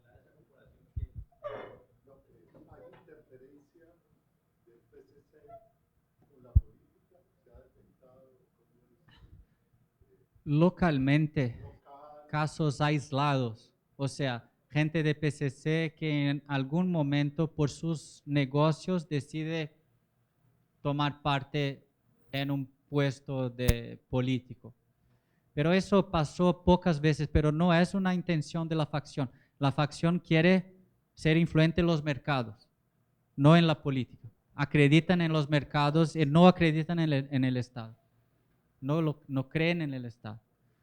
Pero perdón, Ricardo,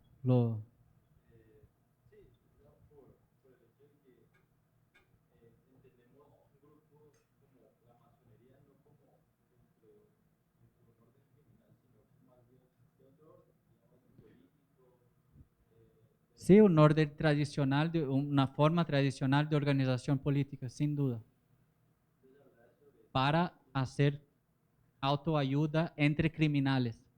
Es ahí que entra porque para ser bautizado hay que tener un compromiso de sangre con el crimen, no con el sistema.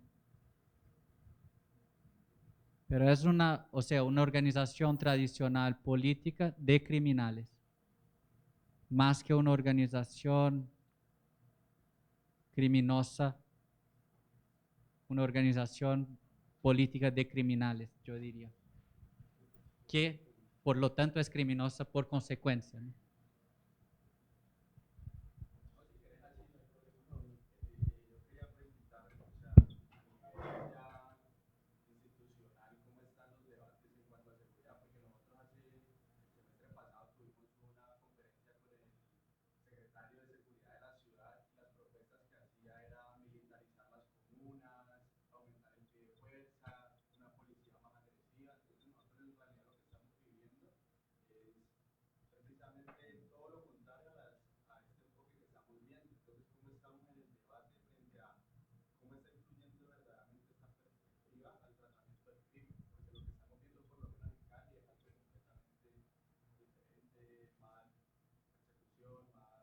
No, pero en Brasil también.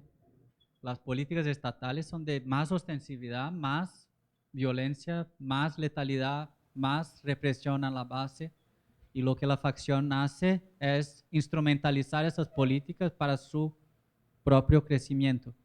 O sea, cuando se detiene un tipo, para la facción es excelente, porque es la comunicación que funciona, es la expansión de su ejército, etc. O sea, hay partes del PCC que hacen sectores de reclutamiento dentro de las cárceles. O sea, el Estado es parte del problema, totalmente instrumentalizado cuando hacen transferencias de liderazgos. ¿Cómo PCC funciona con un sistema de posiciones despersonalizadas?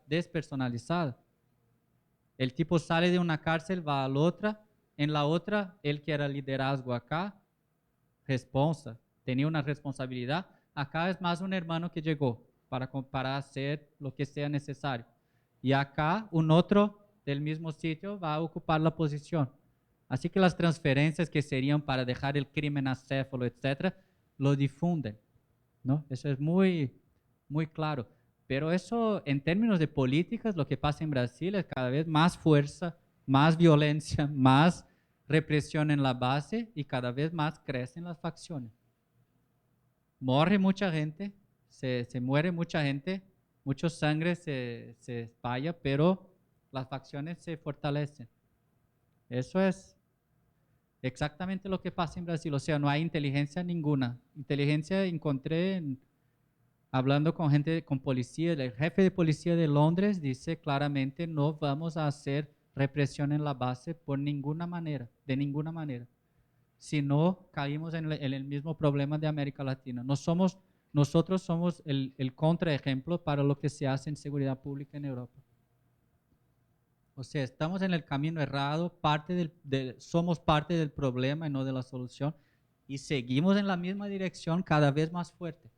La política de Bolsonaro es el efecto total de la ampliación cada vez más fuerte de la idea de exterminar toda la gente que es parte de los mercados criminales. O sea, si la Organización Internacional del Trabajo dice: los niños que trabajan en situaciones de conflicto armado, en situaciones criminales, etcétera, están entre los más vulnerables, en el que hacen las peores formas de trabajo infantil, etcétera, tienen que ser protegidos. No, nuestras políticas piensan: no, son criminales que están empezando y hay que quitarles los caminos de crecimiento, etc. O sea, estamos en la dirección opuesta de todo lo que es racional, pero cada vez más fuerte, cada vez más moral, cada vez más la idea de que, bueno, por ejemplo, cuando hablamos de migración en San Pablo, bueno, en Brasil salimos de 20% de población urbana para 80% en 50 años, ¿no? Y toda la explicación, si hablo con una persona en la calle, ¿por qué San Pablo creció tanto? Le va a decir: porque tenía mucho empleo en las zonas rurales, no, entonces venimos. Es clara la explicación racional por cuestiones de mercado, etc.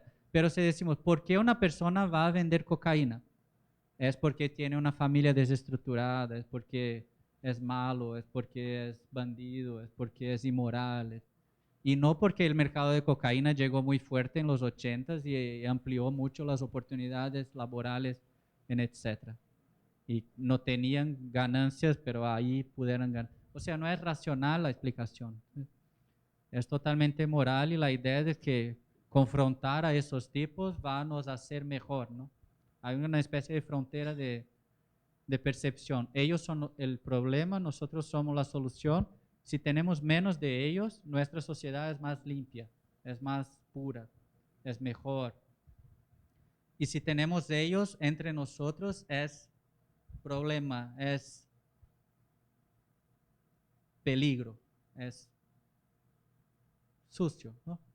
Entonces, eso es cada vez más claro en Brasil, que hay que eliminarlos, o ponerlos en la cárcel, o matarlos, o someterlos al poder a un nivel que van a dar cuenta que no pueden hacer lo que hacen y van a convertir a Dios, a la sociedad, a la buena sociedad, etcétera, etcétera. Y la idea de conversión es cada vez más fuerte también con las iglesias evangélicas y todo. Así que, bueno, yo soy muy pesimista con todo eso. Lo que veo es que vamos, bueno, en Brasil no hay como ser optimista en ese momento.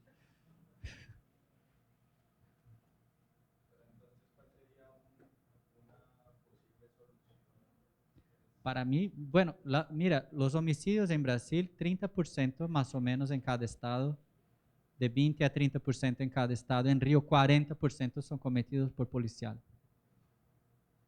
O sea, más claro que eso es parte del problema, no hay cómo. Pero para mí el modelo de seguridad es totalmente equivocado y un cambio en eso específicamente cambiaría mucho, ¿no? Pero claro que son problemas que son para mucho más allá que las políticas de seguridad pública. Tiene que ver con desigualdad, tiene que ver con protección social, con derechos de educación. O sea, mi proyecto es el proyecto moderno, ¿no? De expansión de derechos de la ciudadanía, pero eso me parece que ya fue. O sea, es complicado, pero lo que acredito es eso, ¿no?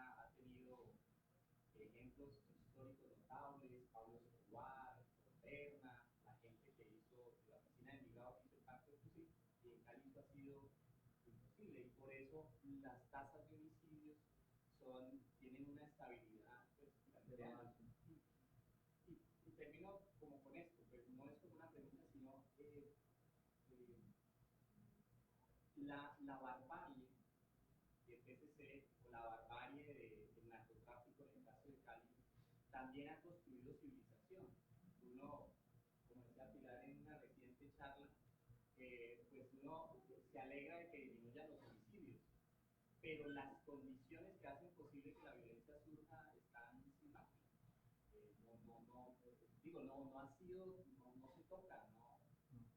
Entonces, en cualquier momento, esa violencia que hoy es baja en Sao Paulo, seguramente se puede disparar cuando el PCC pierda reputación. O sea, eso pasó en San Pablo. Si comparamos San Pablo y Ríos, son dos modelos totalmente distintos de política de seguridad y de políticas del mundo del crimen. En Ríos siempre los homicidios estuvieron más altos que en San Pablo, más estables también, bajan un poco, suben después, letalidad policial sube mucho ahora, pero nunca bajaron a los niveles de San Pablo. Y en San Pablo no solo las condiciones estructurales se mantuvieron, pero también las otras acciones criminales se incrementaron mucho. O sea, el latrocinio sube mucho en San Pablo, aunque las tasas bajen mucho en general, porque es el perfil no típico que sube con latrocinio. El perfil típico es el joven de periferia, negro, bajo, operador bajo de los mercados, etc. Ese homicidio cae, pero los otros no. Entonces, ahora que PCC pierde mucha legitimidad en la base, sea por la acción de la policía militar de legitimación en la base en los últimos 5 o 10 años, sea porque están trabajando en niveles de mercado muy altos y ya no están entregando justicia como hicieron antes. Hay mucha gente que dice, no, eso va a explotar. Ellos ya no son capaces de mantener lo que mantenían antes. O sea.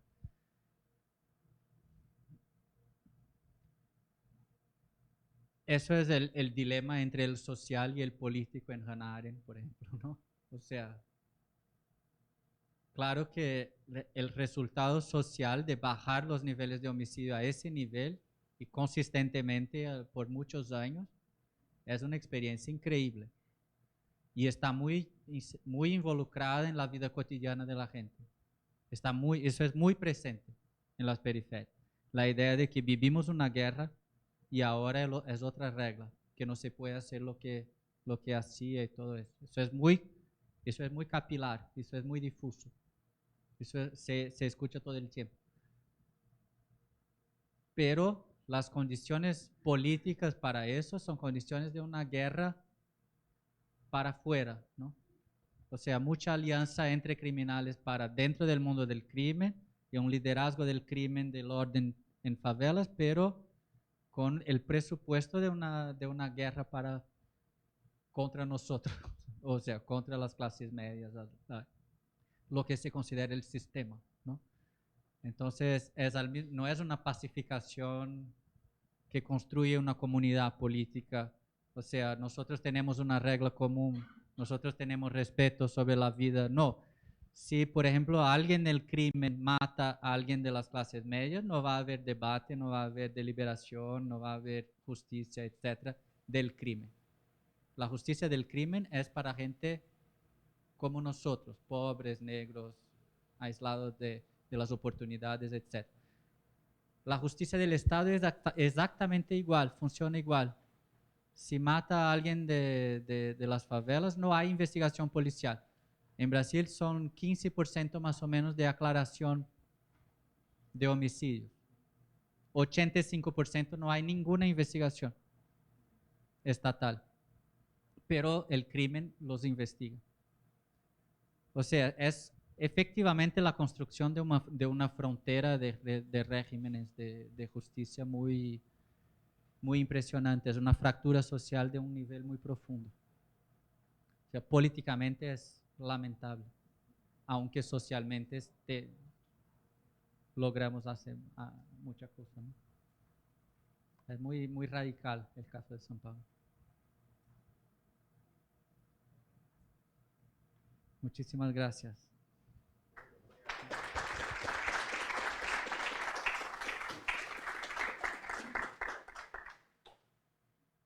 María Isabel, no contesté a ella, perdón.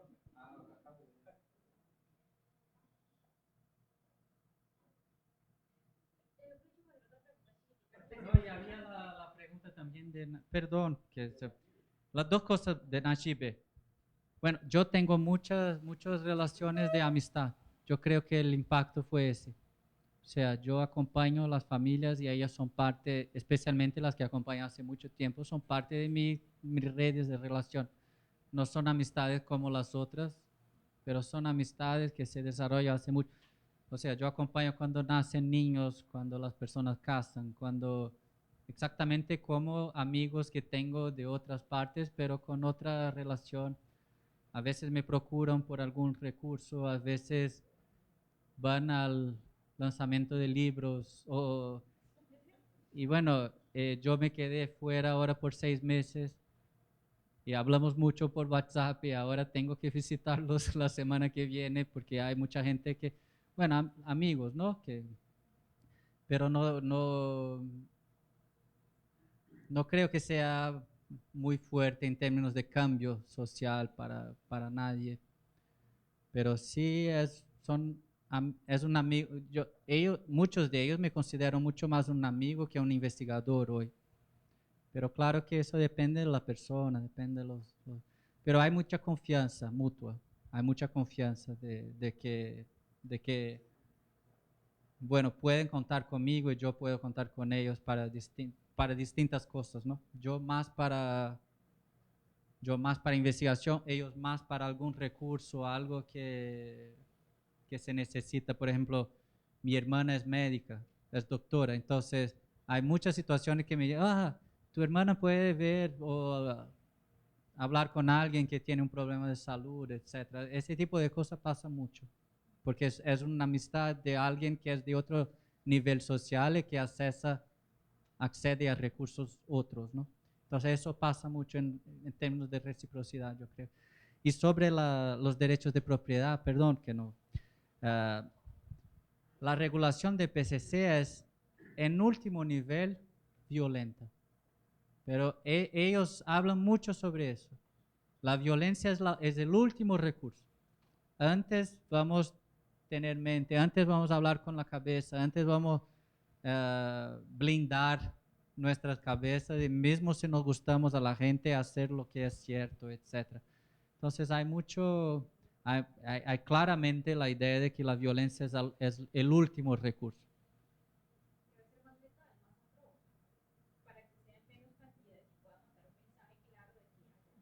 Normalmente eso depende de la persona que pide el debate. O sea, no es el PCC que justicia a nadie. Es la persona si yo tuve, por ejemplo, mi hermano fue asesinado. Yo pido al PCC la posibilidad de cobrar, se dice, esa muerte que es totalmente fuera de la ética, por ejemplo. Va a haber un debate, yo estudié mucho esos debates, con mucha gente involucrada, todas las versiones son dichas, hay mucha gente en las cárceles debatiendo por teleconferencia, en celulares, cada caso. O sea, yo trabajé mucho sobre muchos casos, acaba que no hablo sobre los detalles, pero eso está pasando todo el tiempo. La gente, por ejemplo, un caso que estudié, fueron 48 horas de debate ininterrupto en 7 cárceles al mismo tiempo, con más de 40 personas en la llamada. ¿Qué piensas sobre eso, hermano tal?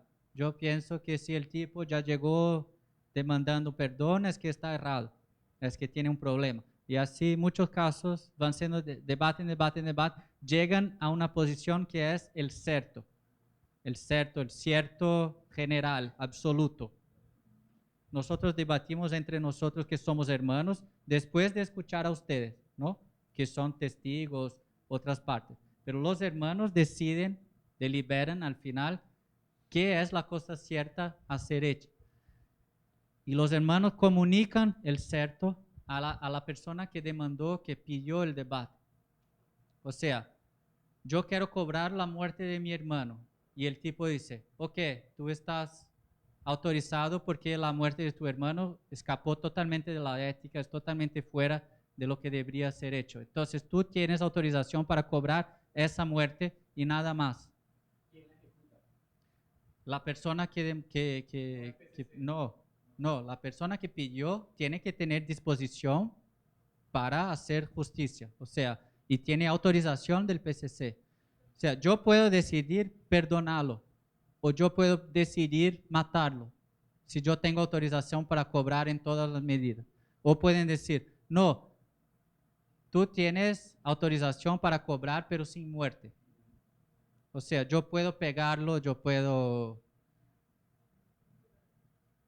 tomar el dinero que tiene pero no puedo matar. Y así va. Hay muchos casos muy distintos con mucha deliberación, pero la violencia es la última posibilidad. Para casos de dinero no hay violencia, nunca, hay pagamento. Para casos de delación, etcétera, puede haber cobranzas más fuertes, pero hay niveles y los niveles son decididos en cada situación.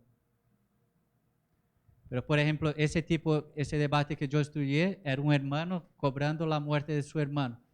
Entonces, él dijo al final, ok, yo quería matar los 3 involucrados, pero tuve la autorización para cobrar solo 1. Ok, no, yo no estoy de acuerdo, pero no voy a pasar por arriba de una decisión del comando, él dijo. Y el tipo del comando dijo, no, tú no comprendiste nada, tú puedes hacer lo que quieres, pero el cierto es eso. Estamos te comunicando el cierto, no te diciendo qué debes hacer.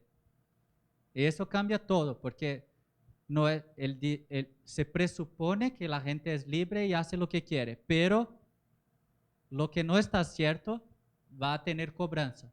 Y lo que está cierto no tiene cobranza. O sea, es a posteriori y no prescriptiva la justicia, ¿no? Entonces no es, tú debes hacer así porque yo mando que tú lo hagas, o yo lo hago porque es etcétera. No, tú eres libre y tú vas a hacer lo que quieres, pero nosotros asume las responsabilidades individuales, pero nosotros te decimos lo que es cierto porque deliberamos entre nosotros y accedemos al cierto, que es trascendente. Es muy distinto de una ley como de hacer tal y tal, etc. Y la violencia siempre a ser evitada. Siempre, pero si no hay cómo, ella aparece. Perdón por no haber contestado antes. Ahora sí. Una más.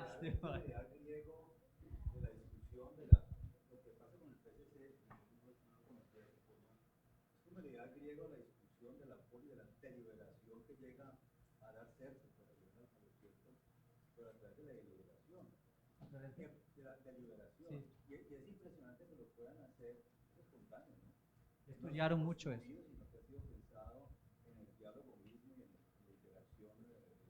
Sí.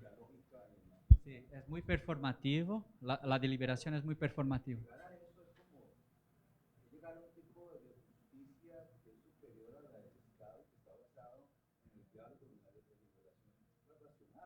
Sí, hubo mucho estudio.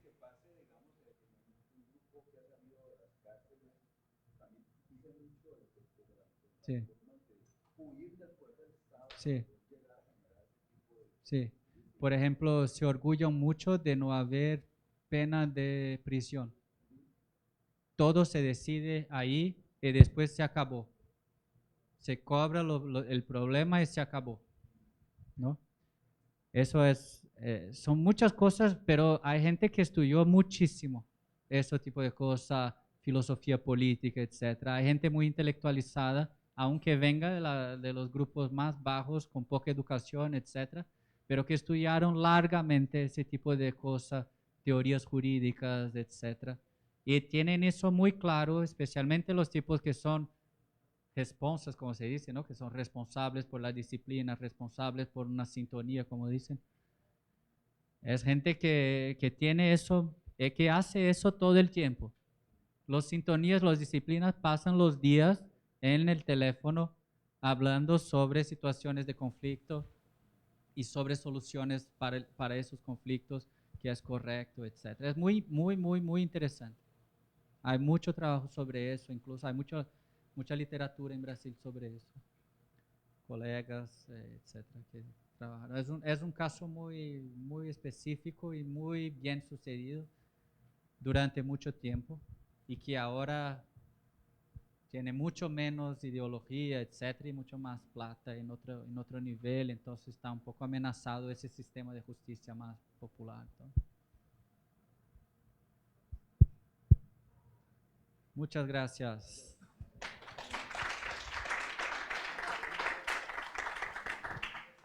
Bueno, muchas gracias, profesor Feltrán. Creo que ha sido una jornada extensa, pero muy productiva, muy interesante.